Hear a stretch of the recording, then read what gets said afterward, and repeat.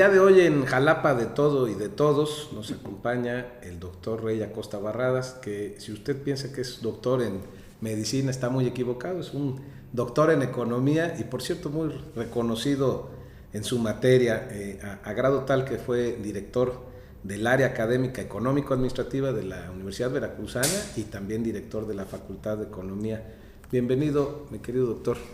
Un placer estar aquí con ustedes y bueno, pues tratar de aportar un granito de arena. Sin duda vas a aportar mucho. En este programa vamos a hablar de diversos temas, algunos relacionados con tu carrera, pero otros más los vamos a ir compartiendo con la audiencia sobre temas diferentes, no solo los que tú manejas de manera profesional, sino una charla entre amigos. Y para mí es muy significativo el que esta mañana nos acompañes. Vamos a hacer un programa ameno para la audiencia. En primer lugar, como ya lo comentaba hace un momento, pues te decía al auditorio que era doctor en economía, egresado de la Facultad de Economía de la Universidad Veracruzana, pero luego te fuiste a hacer también estudios de maestría al Estado de México y de doctorado a los Estados Unidos. Así es. Así fue. Específicamente a Florida y específicamente a temas de alimentos, ¿no? Eso es lo que tienes dentro de tu formación académica. Sí, pues es que es el problema que se veía venir. Este problema que estamos padeciendo hoy día y que se ha recrudecido, pues se ha venido gestando a lo largo de la historia, ¿no? Después de la Revolución Industrial, el crecimiento de la población se disparó. Pero se disparó brutalmente. La tendencia en las tasas de crecimiento fue muy preocupante y a partir de allí se empezó a vislumbrar un problema. ¿Cómo le vamos a hacer para alimentar a tanta gente? ¿No? Porque pues todos comemos, todos demandamos bienes y servicios y nuestro planeta es finito, no tiene más, no lo puedes agrandar, ¿no? Lo puedes achiquitar en términos de aprovisionamiento de alimentos, pero no lo puedes agrandar. Entonces se avisoraba ya un problema mayor y esa fue mi más grande preocupación. Además, como campesino que he sido, pues observaba los problemas del sector rural, sobre todo del sector de la parte más atrasada. Yo soy hijo de ejidatarios y teníamos la desdicha de que cuando la cosecha era buena, el precio no valía, el precio se desplomaba y lo que producíamos mi papá y yo pues no valía. Y cuando la cosecha era mala, los precios eran altos. Entonces, pues no, como quiera no nos iba bien porque no teníamos que vender. Entonces era una suerte, pues como que estaban las cosas al revés. Todo eso me preocupó. Y me preocupó porque por más que trabajes, por más esfuerzo que hagas, por más ganas que les eches, estás limitado, estás frenado. Exacto. Oye, pero decías ahorita, me preocupó, estaban las cosas así. ¿Tú encuentras algún cambio de esas épocas a la actualidad? Sí, desgraciadamente para mal. Desgraciadamente para mal. Porque pues se estima que dentro de poco, para el 2050, que dices tú, no, pues hasta el 2050, no, el 2050 está a la vuelta de la esquina. Seremos alrededor de 10,000 millones de habitantes en el planeta. Bueno, déjame decirte que nace 1 millón de personas en el planeta diariamente. Cada día somos 1 millón más. Y esto ejerce una presión más fuerte sobre los alimentos. Y eso que están naciendo menos personas porque las nuevas generaciones no están teniendo el esquema que nos tocó a nosotros, a ti antes que a mí, por algunos años, pero no están con esta tasa de natalidad que había, por ejemplo, en los 70s, 80s en México. ¿Cuántos hijos tenían? 10, 8, las familias eran muy numerosas. Es un fenómeno mundial. Sí, yo tengo creo 11 o 12 hermanos, ya ni me acuerdo, nos alcanzaba para un equipo de fútbol y con banca. Sí. Pero hay países, hay regiones del mundo donde todavía las condiciones no han cambiado, por ejemplo, África en general, ¿sí? Parte la de Asia, India. Asia. Tú sabes que entre la India, China y Pakistán, no me acuerdo, pues cubren una tercera parte de la población mundial. Sí, creo que ya es mayor la población de la India que de China. Fíjate, sí, Sí. sí, sí, por ejemplo. Pues no sé, más de 1.000 millones, 1.300 millones, no sé cuántos. Son como 1.300, 1.400 millones de habitantes. Y ahí sí, en China tienen una política de control de natalidad y tienen, Sí. creo que limitado, bueno, si así se puede decir, a un hijo, ¿no? No sé si en la India también haya algunas políticas. Fíjate que ahí sí lo desconozco, pero sí en China han sido un poco más estrictos. Pero ¿qué ocurre con los chinos? Por eso cuando emigran a otro país, por ejemplo a Estados Unidos, pues ahí sí se llenan de hijos. Entonces todo es familia de chinos y jóvenes, por cierto, con 5 o 7 crías.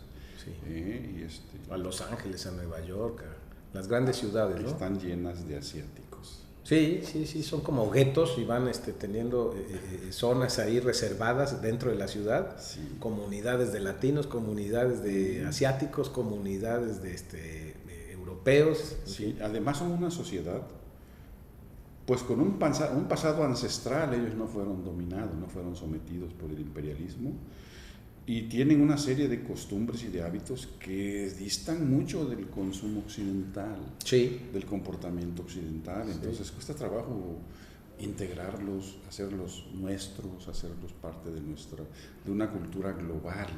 No son tan fáciles los. Oye, ya nos fuimos a Ni los China, chinos, la ni los India, coreanos. Los Ángeles. Pues es que y son- tú eres originario de Palmas de Abajo, municipio de Actopan, Veracruz. Así es. De ahí saliste junto con con todos los jugadores del equipo de tu familia, más la reserva, más la banca. ¿Por qué te inclinaste por estudiar economía? Mira,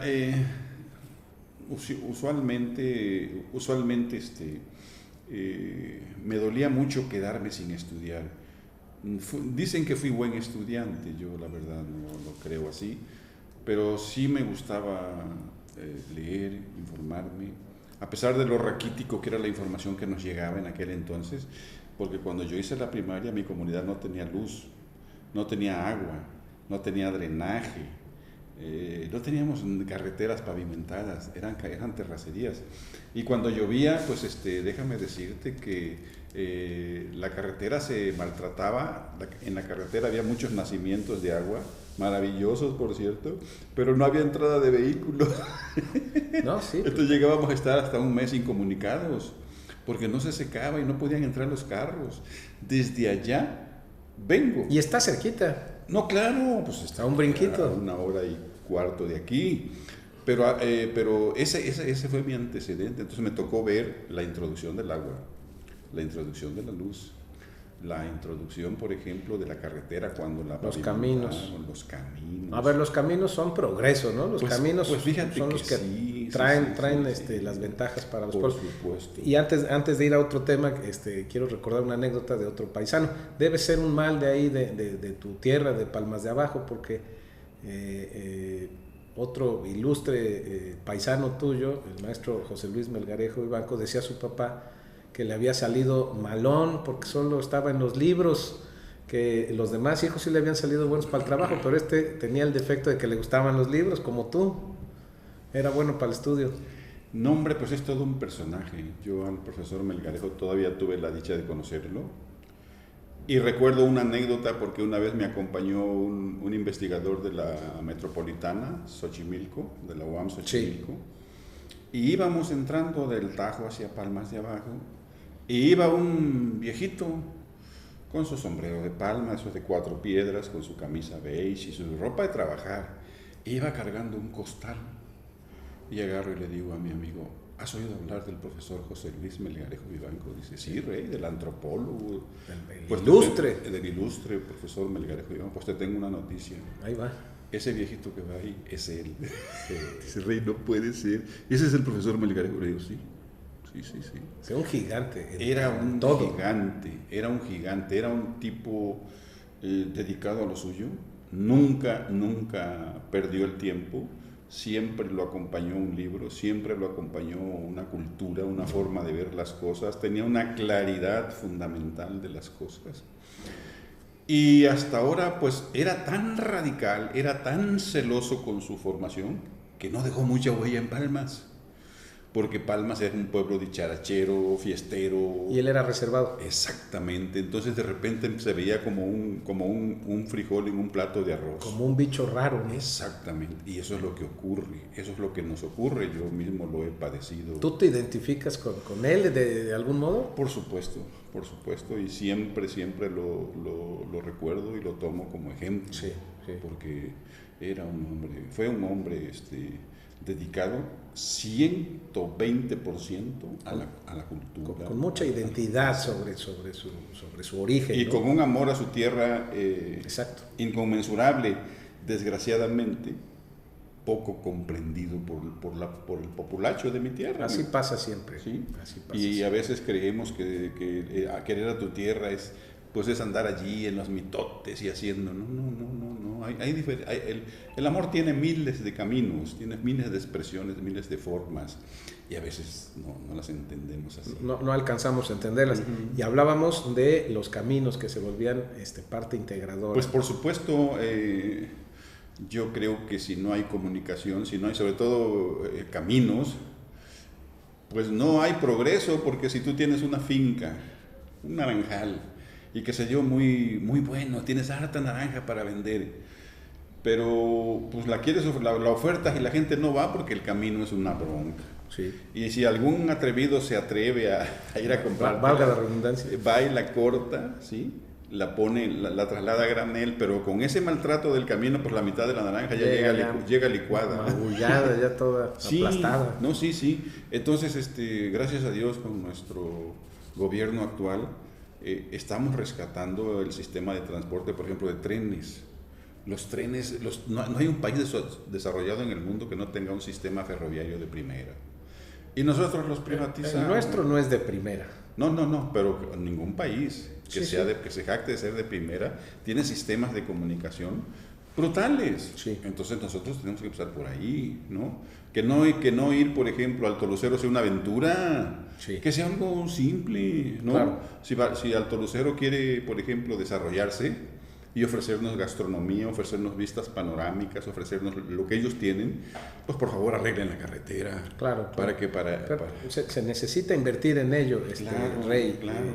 Inversión en obra pública, en infraestructura. Claro. Y pareciera ser que está un poquito descuidado ese tema. Sí. Pero vamos a otros temas que tú has tratado. Te has enfocado también desde tu formación académica, pero más creo como algo más personal, a temas de medio ambiente, de desarrollo ambiental y de cuidado del medio ambiente. ¿En qué momento también inclinaste tu orientación hacia esos rubros? Y de alguna forma pues tienen una vinculación, hay conexión entre economía y medio ambiente, desde luego. Pues sí, claro. Mira, a mí me tocó ver ese pueblito maravilloso, lleno de vegetación, de árboles, de palmeras, de selva. ¿Qué produce Palmas de Abajo? Ahorita casi ya no produce nada, pero en aquel entonces... Aparte de hombres ilustres. En aquel entonces, pues había mapaches, tejones, venados. Andaban los venados allá afuera. Y por cierto, no te tenían miedo. ¿Fuiste cazador tú? No. Qué bueno. Qué bueno. Ni cazador, ni pescador, ni nada de eso, ¿no? Entonces, pues convivimos con ellos, los vi, las culebras, las iguanas.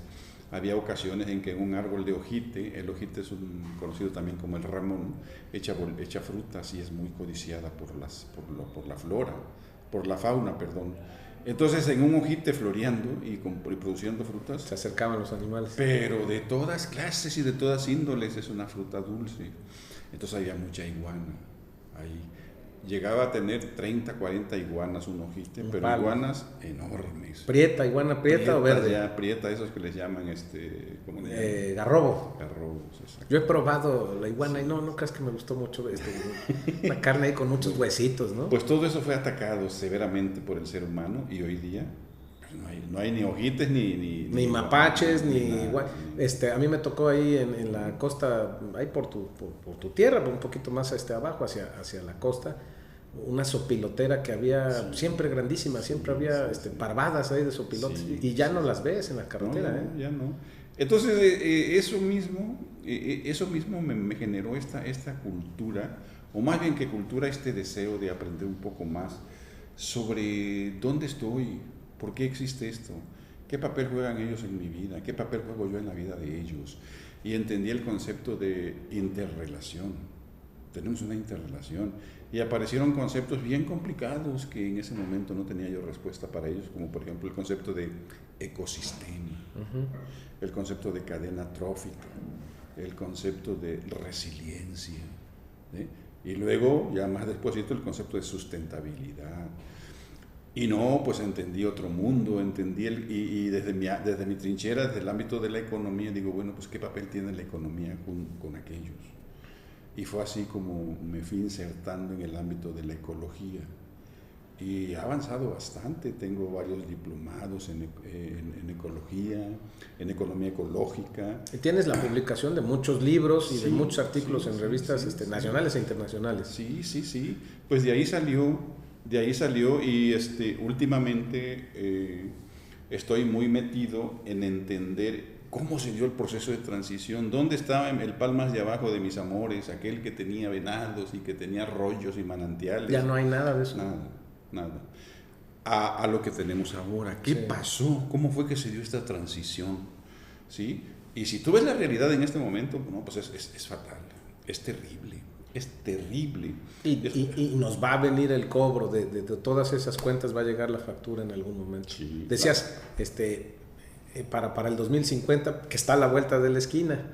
Y hay plazos y fechas fatales que tienen avisorados los especialistas, los estudiosos. Sí, tiene fecha de caducidad. Tiene fecha de caducidad. Ahora, hay las grandes variaciones. Aquí hemos hablado en NTV, periodismo de investigación, hemos hablado con otros invitados en otras ocasiones sobre cuestiones ambientales y climáticas. Y comentábamos entonces que pues hay los grandes cambios históricos, cíclicos, las glaciaciones, sequías prolongadas, pasajes que han quedado documentados a lo largo de la historia de nuestro planeta, no solo de la humanidad, sino de nuestro planeta, y más recientemente con la humanidad, grandes cambios históricos. Pero el que estamos viviendo, hay el debate que sea algo acelerado por el hombre. ¿Tú qué opinas? ¿Nosotros estamos contribuyendo a ello o es un cambio? Esto es responsabilidad exclusiva de nosotros. No hay nadie. El cambio climático que estamos padeciendo, el calentamiento global, tiene causas, tiene razones que lo generaron. Y entre las razones más fundamentales está la mano del ser humano. ¿Sí? Este es un problema, por ahí los historiadores dicen egocéntrico. Y la supremacía, por ejemplo, la supremacía, la ambición, el egoísmo del ser humano es lo que está provocando todo esto. ¿Sí? Y eso de alguna forma decíamos hace un momentito que está relacionada la economía con todos los términos que usaste, ecosistema, sustentabilidad, en fin, todo lo que vaya en ese sentido, porque también obliga al hombre a que recurramos al uso de energías limpias, pero pareciera que estamos aferrados también todavía al uso de energías contaminantes, de energías fósiles, particularmente del petróleo, cuando tenemos pues hidroeléctricas, energía solar, energía eólica. ¿Por qué no vamos hacia esos Porque es más fácil hacerse omiso, no pensar en eso, es más fácil ignorar los problemas. En este país, por ejemplo, y en muchos otros, es más rentable hablar de democracia, es más rentable hablar de contrapesos políticos, es más rentable hablar de grupos minoritarios que reclaman derechos y igualdad de trato, igualdad, por ejemplo, de género en la estructura política. Eso es rentable. Pero háblales de medio ambiente, háblale de crisis climática, háblale de crisis del agua. Y no acaba de caerles el 20 a las personas, ¿no? No. Pero ahí va de por medio nuestra sobrevivencia. Pero incluso. Eso, ¿cómo hacemos para que se empoderen de esa situación? Está costando mucho trabajo, está costando mucho trabajo, y yo creo que cuando llegue el momento, a lo mejor puede ser tarde. Puede ser tarde, ¿sí? Este año tuvimos un aliado importante, que fue el cambio climático. Ajá. El clima nos obligó a voltear hacia allá, a voltear hacia el campo, a voltear hacia su entorno. Pues cómo no, si tuvimos ondas de calor de 45 Sí, grados hombre, centígrados. Eso provoca la muerte de miles o cientos de miles de personas, Sí. A lo largo de los años. Y de otras especies vivas. Y de otras especies, Sí, claro. sí. Pero ¿sabes qué ocurre aquí? Perdón. Toma café Cundo, para la carraspera, toma café pues, Cundo. De las fincas veracruzanas, el mejor. Entonces lo que ocurre aquí es lo siguiente. No. El escepticismo no es la solución. Y la sociedad civil se está viendo corta. Estamos más preocupados por el próximo Black Friday. Sí, consumismo. Exactamente. Somos rehenes de un consumismo empedernido que nos han... Que se ha ido modificando también, creo, un poco, ¿no? Pues yo creo que en la próxima primavera del año próximo, porque cada año es peor que el anterior. ¿Sí? Este año va a pasar como el año más caluroso de los últimos 150 años, pero el año próximo va a pasar como el año más y así sucesivamente. Exactamente. Entonces esto no tiene vuelta de hoja, no tiene regreso. Ok, pero entonces tú podrías estar convencido o afirmando que es un cambio climático que va en estrecha conexión con el comportamiento del hombre, que nosotros estamos provocando esta situación. Por supuesto. Y fíjate que hemos modificado variables que nunca pensé que fuéramos capaces de modificar. ¿Sí? Por ejemplo, los factores que determinan el clima están, entre otros, el relieve. ¿Sí? Están, entre otros, por ejemplo, la altitud, la topografía. Son una serie de elementos físicos, casi todos, que determinan el clima. Sí. El mar, la distancia al mar. Hay variables que tú dices, no, esto nunca se va a modificar. Pues sí se está modificando. Bueno, pues, por eso te decía de los cambios históricos que se han dado pues, a lo largo de... ¿Y sabes por dónde se metió el bicho? Por el relieve. Hemos modificado el relieve. Hemos modificado severamente el relieve. ¿Esto qué quiere decir? Pues que cerros, montañas los hemos convertido en planicies. Sí. Que zonas boscosas las hemos convertido en desiertos.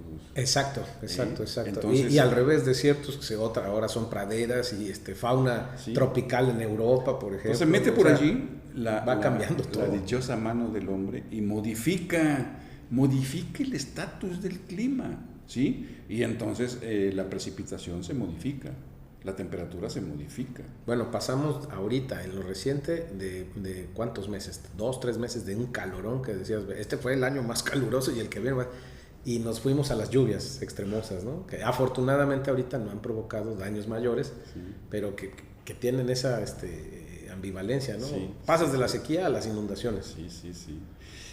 ¿Y qué es el cambio climático? Bueno, el cambio climático tiene que ver con las irregularidades del clima. El clima se dislocó. Esa estructura que parecía irrompible, ese equilibrio que parecía irrompible, que parecía inmune a cualquier acción, está cambiando. Sí. Y entonces, pues no sabes ya por dónde va, no sabes qué va a pasar. ¿Y qué ocurre aquí? Bueno, que en lugares donde no llovía, ahora llueve mucho. Sí. En lugares donde llovía, pues ahora no llueve. En lugares donde granizaba, ahora ya no graniza. En lugares donde no granizaba, ahora graniza. Y además los fenómenos meteorológicos son más descomunales, son más fuertes. Drásticos. ¿Y esto qué provoca? Pues lo que estamos viendo. ¿Ya viste Veracruz ayer? Sí. Inundado. Sí. Inundado. Ya para ir de Veracruz, por ejemplo, a Boca del Río, pues bien te puedes ir en lancha. En Panga, ¿no? En Chalán. Oye, sí. Bueno, pues hay predicciones de que algunas costas, algunas ciudades incluso, van a desaparecer o pueden desaparecer por el mar que se los trague o por ejemplo las lagunas allá también por tu tierra que se van secando, ¿no? Las zonas lacustres que se van secando. Es un tema muy interesante que da para mucho más. Para más. Yo estoy ahí viendo la tristeza de nuestra laguna del Farallón. Sí, bueno, pues el Farallón. A mí me tocó, digo indebidamente, pero me tocó ir a esquiar ahí, por ejemplo. Había algunas familias que tenían la posibilidad de una propiedad, una lanchita, y ibas y esquiabas. Había cocodrilos ahí. Ahora está más seco que... Pues es un ecosistema, porque era un ecosistema. Ahora es una zona polvosa, la gran parte. Sí. Y esperemos... Es una tristeza. ¿Y crees que se recupere ahí? ¿O? Pues depende, mira, han pasado varias cosas. La laguna tenía proveedores de agua, subterráneos y superficiales. De repente se estranguló, por la parte superficial estrangulamos, con el campamento habitacional hacia el norte y con la carretera. Entonces todos los escurrimientos que llegaban vía fluvial por encima, superficial, están vetados. Pero también tenía por abajo. Sí. Bueno, eso que tenía por abajo, como ahora la zona de la Villarrica es una zona rica en metales preciosos. ¿Ah, sí? Sí, tenemos oro, tenemos plata y tenemos otros. No digas, porque van a empezar ahí. Pues yo la última vez, yo me voy a llevar unos zapatos con imán. Un detector Geiger ahí. Con imán, a ver si se les pega algo. No se pega el oro, ¿no? No, yo creo que no. Entonces, ¿qué ocurrió, Guile? Pues lo que ocurrió es lo siguiente. Esa zona está concesionada a las mineras. Tienen la concesión las mineras. ¿Y qué ocurre? Bueno, pues ya exploraron la zona de la Villarrica, ya está explorada. Hay alrededor de 2,000 barrenos que ya perforaron. Ya saben qué tanto oro hay y qué tanta calidad tiene. Y están desesperados ya por pasar a la fase de explotación. Ya. Ahí están detenidos porque hay un grupo de resistencia pues que se están parando y que están luchando porque no se haga eso. No podemos acabar con el recurso natural más hermoso de que está allí, que son nuestras vistas. Ahí hay natura, pero también hay cultura.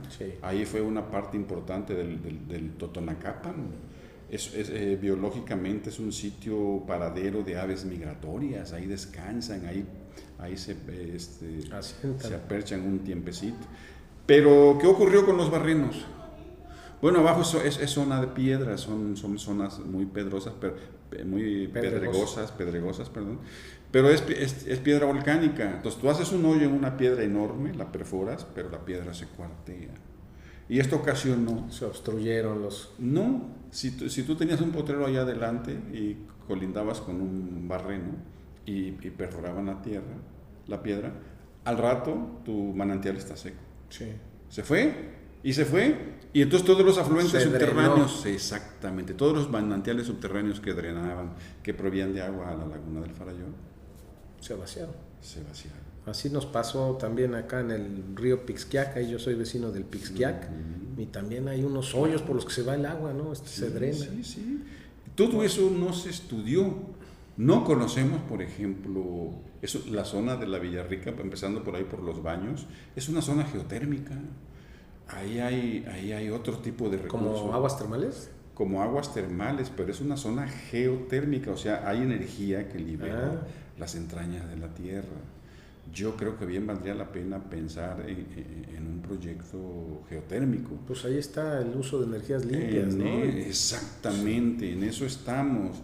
Pero que se olviden de la minería, cosa que no va a ser fácil. No, pues es negocio. Así es. Hay intereses ahí. Y hay intereses muy grandes ahí metidos. Esto te lo comento como ejemplo de cuál es el criterio que predomina con las élites empresariales, ¿no? Saquear y saquear. Eso, y dejar la destrucción, dejar mantos acuíferos contaminados, dejar cerros destruidos, dejar selvas y cuencas hidrológicas abatidas, y destrucción, soledad. Oye, y van quedando grupos cada vez más reducidos de resistencia, pues decías, no solo hay natura, hay cultura también, pero cada vez van siendo más reducidos los grupos que defienden este tipo de situaciones, de excesos, de abusos. Y puede ser también, me parece, un fenómeno que se da. Tú eres originario de una comunidad, de una comunidad indígena, pero hay un flujo también de la gente de nuestro país hacia otras partes del mundo, ¿no? Traigo el tema porque también dentro de tu ámbito de desarrollo profesional ha estado el tema del indigenismo y de la integración y el respeto de esos grupos. Pero yo vuelvo al ejemplo de que los caminos igualan, los caminos llevan oportunidades y también sirven para que la gente se vaya, ¿no? ¿Cuál es tu opinión? Para que la gente se esconda. ¿Para que la gente se esconda? Sí, ese es el caso de los mayas, por ejemplo, los mayas lacandones. La selva lacandona hasta hoy día sigue siendo un terreno en disputa. ¿Sí? Porque hay gente que quieren abrir, quieren tumbar los árboles para sembrar maíz, para sembrar chicle, para sembrar cultivos comerciales, plátano, para el ganado. Y los indígenas están ahí. Y si la selva está allí es porque los indígenas las han cuidado. ¿Sí? Pero curiosamente no se han definido los polígonos, no sabemos qué tanto es de los indígenas y qué tanto es.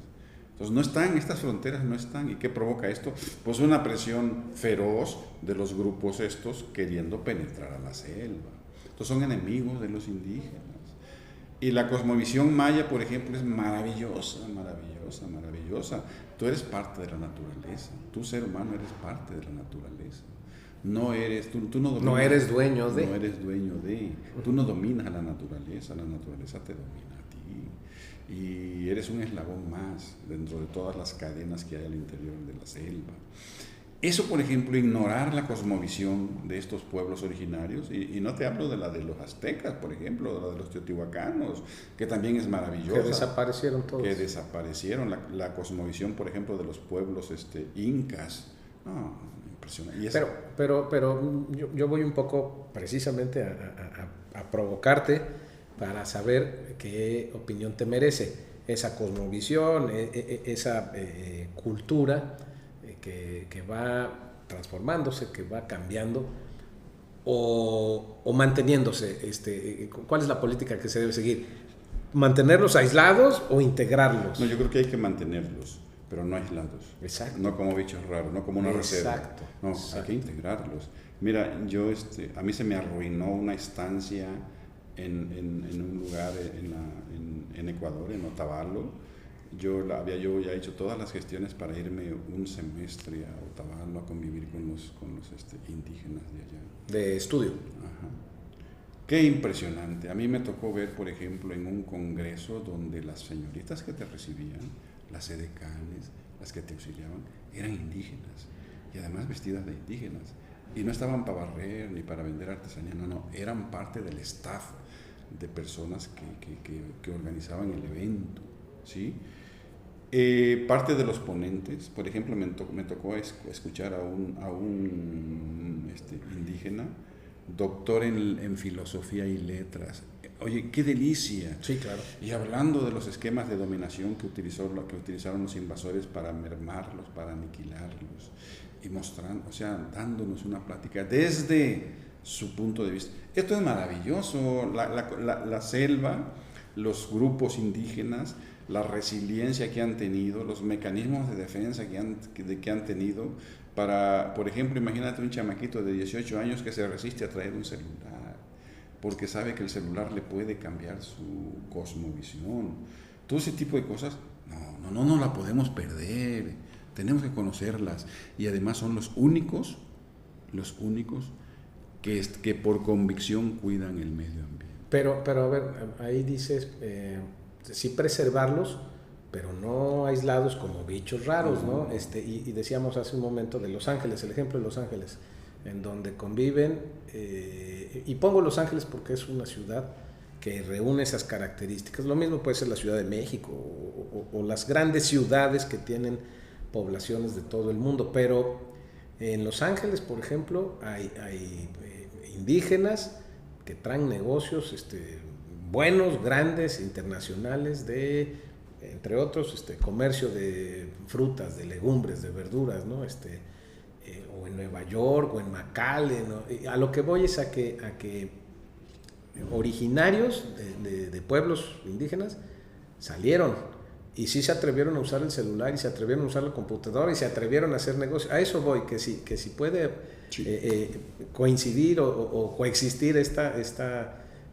dualidad, por así decirlo, de alguien con esta identidad indígena, ¿no? Es decir, sí los respetamos, pero tienen las mismas posibilidades y accesos a educación, a cultura, a diversión, en fin, a todo lo que tenemos en... Por supuesto, son sujetos del desarrollo. Exacto. Y tienen que serlo. Lo primero lo que los libra del consumismo a ultranza, del cual yo, por ejemplo, estoy atrapado en las garras del consumismo, es su cultura, es su educación.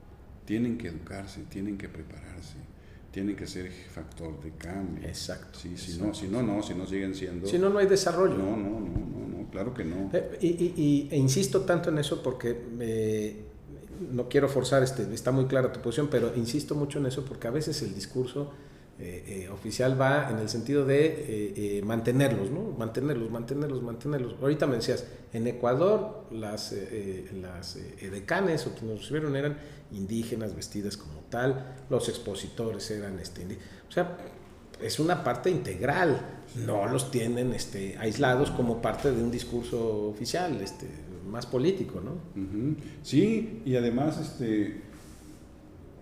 Café Cundo, por favor. Un poco más de Café Cundo, mi querido Cundo, ¿sí? Iván. Yo creo que tenemos ahí un potencial bárbaro, pero gobiernos serviles de la clase poderosa no han querido o no han volteado a ver el enorme potencial de recursos que tenemos en nuestras comunidades campesinas, en nuestras comunidades indígenas. Y eso es lo que yo hago. Yo estoy en vías de recampesinizarme otra vez y estoy desde allí hablando con la gente, ¿sí? A mí, por ejemplo, me acaban de invitar para que organicemos un evento sobre una expo sobre abejas meliponas. Le digo, sí. Ah, sí, lo hacemos, pero lo hacemos allá. Oye, también tienes, hablando de abejas meliponas, también tienes dentro de tus libros, de los muchos libros que has hecho, uno sobre el café. Y ahora las abejas meliponas, en una de las fincas donde tenemos el café que te tomas, que te gusta tanto, tienen abeja melipona. Pues es que son los polinizadores más importantes del planeta. Son más y más fuertes todavía que las apis, que la abeja europea. Entonces la abejita melipona, ese bichito que es maravilloso, hombre, es una reliquia, es una joya. Pero ¿sabes qué estamos haciendo? Las estamos matando. Por ejemplo, los incendios que hubo en el estado de Veracruz acabaron con miles y miles de nidos. Sí. Entonces, pues si no valoras al bichito que te da de comer, que favorece la polinización. Y si se acaban las abejas, se acaba pues la humanidad, claro, ¿no? Pues sí. Vamos a hacer una interrupción aquí con ahí le vamos a hacer un corte y dice de los bichitos. Ajá. ¿Para qué? No, pues no cortes, pues échale aquí, acá. Es parte acá, del... A ver, mi querido doctorazo. Tú me dices. Ay, ¿cómo es? No, las adoramos, pero ¿cuándo adoras a alguien? ¿Cuándo quieres algo? Cuando te das cuenta de su valor. ¿Cuál es el valor de estos insectos, ¿no? Y yo me he metido a fondo. No puedes querer lo que no conoces. Pues ¿no? Claro, no se puede valorar lo que se ignora, ¿sí?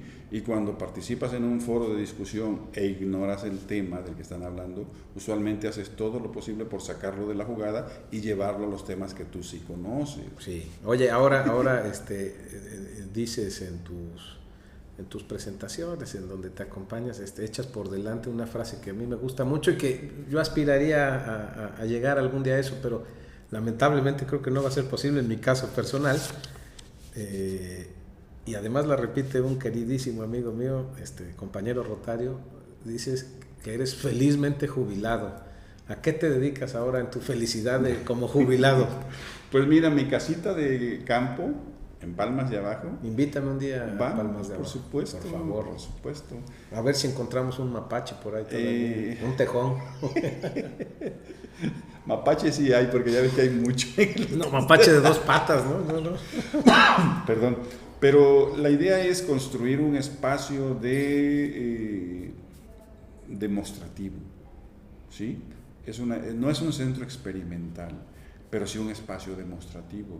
He llevado alumnos, se han hecho... ¿Ese es tu proyecto ahora o es en lo que estás trabajando? Es en lo que estoy trabajando, que mi casa, todo lo que haya en mi casa sea factor de demostración, ¿sí? Por ejemplo, en mi casa no se queman los esquilmos de los árboles. Tengo así de alto de esquilmos, de hojarasca, de ramas abajo de mis árboles. Y todo el mundo cree que eso es basura. No es basura. Tú ahorita que están las lluvias mueves con una escoba o algo el hojarasquerío, y abajo hay una infinidad de insectos y de bichos que son biodegradadores de la materia orgánica. No son plagas, ni tampoco son peligrosos. También hay alacranes, arañas, también, tarántulas. También como los mapaches, hay alacranes. Pues son parte del hábitat. Yo nunca pensé que llegara a amar a un alacrán.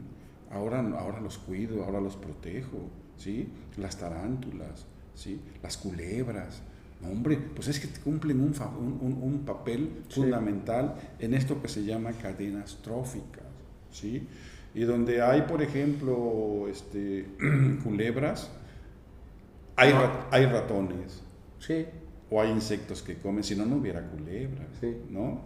Y eso, por ejemplo, Guile, si no educas al ser humano en este tipo de cuestiones, nunca lo van a valorar. Y es un poco la idea, Déjame decirte que me está costando muchísimo trabajo, porque la gente no quiere saber se resiste, nada, no quiere saber nada. O sea, te volviste de economista a naturalista ya. Así es. Por ejemplo, un día les conseguí 500 arbolitos que me regaló un amigo de Actopan.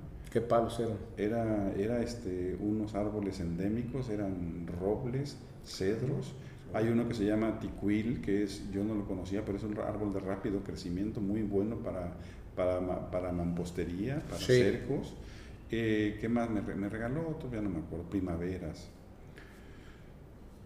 ¿Y sabes qué me dijeron? Dice, Rey, no nos traigas árboles, no nos traigas palos, porque allá palos les decimos. Sí. Dice, tráenos dinero, no queremos dinero. Pero es lo que te digo, o sea, de manera simultánea están esas dos visiones, la del rescate, la del mantener las cosas, preservar las cosas, y por otra parte está también comprensible una actitud de muchos que es la que domina el mundo, ¿no? El mercado, el salir, el trabajar, el negociar. O sea, eso es complicado y te está tocando a ti. Sí. Fíjate que estuve en Viejón hace como un mes. Todavía estábamos con el calor. Sí. Y por cierto, ese día había hecho un calor enorme. Se ardió, todo Viejón se quemó. Y el cerro que está ahí pegado a una gasolinera se quemó. Sí. Todo eso se quemó. Y la vieron muy cerquita, se espantaron los vecinos de Viejón y me invitaron a una conferencia y fui a hablarles el valor del árbol. ¿Cuánto vale un árbol? Sí. Y les pedí que me pusieran en un lugar cerquita de un árbol. Abajo de un palo. Ándale, porque lo iba a usar de referencia. Y había un NIM que por cierto tenían el proyecto de derribarlo para hacer un kiosco. Digo, bueno. Y me llevé mi motosierra, la puse allí y les empecé a hablar de las bondades de un árbol. Y con una charla muy amena, muy coloquial. Los enamoraste de la... enamoré. Le digo, ¿me dan permiso de que derribe este árbol? Hiciste el amago ahí No lo aprendí. ¿Lo puedo derribar? Pues aquí van a construir un kiosco. No. Les ayudo de una vez. Sí. Pues la reacción fue unánime. Sí, claro. Unánime. Claro. Le digo, ya ven. Pero ahí está lo que decíamos ahorita. Conocieron y entonces ya valoraron y se enamoraron de él. Claro. Le digo, ¿sienten eso que siento yo por este árbol? Le digo, pues háganme un favor. Por favor, todos. Vengan y abrácenlo. Y si pueden, denle un beso. Abrácenlo y bésenlo. Como si fuera una enamorada. Exactamente. Es un ser vivo que siente y que sufre igual que ustedes y que nosotros. Abrácenlo, quiéranlo y siembren más. Le digo, ¿cuántos árboles cabrán en este pueblo en lugares donde no estorben? Claro, pero tienen que ser árboles adecuados para la región. Endémicos. Ya sabes que luego dan las campañas estas de sembrar árboles, pero traes árboles que no tienen nada que ver con la zona y luego son hasta dañinos, ¿no? Son invasores. Exacto. Árboles. No, árboles que no destruyan las banquetas, que no destruyan las casas, que no afecten el sistema eléctrico.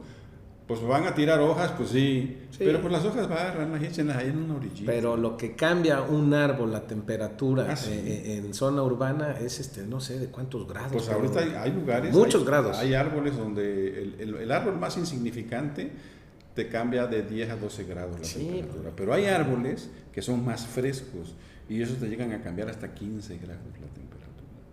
Tú te sales al sol y métete abajo del árbol y siente luego. Bueno, ya queda el compromiso, porque el tiempo aquí no perdona, pero queda el compromiso, Rey, de tu invitación a Palmas de Abajo, a que estemos abajo de un palo, y a que estemos en lo fresco, y a que platiquemos y que sigamos platicando de todos estos temas. Sí se puede vivir en armonía con el medio ambiente. Sí, señor. Me decía un amigo mío, ya para concluir, dice, Rey, porque anduve trabajando en el cofre de Perote, dice, reforéstenlo, háganlo.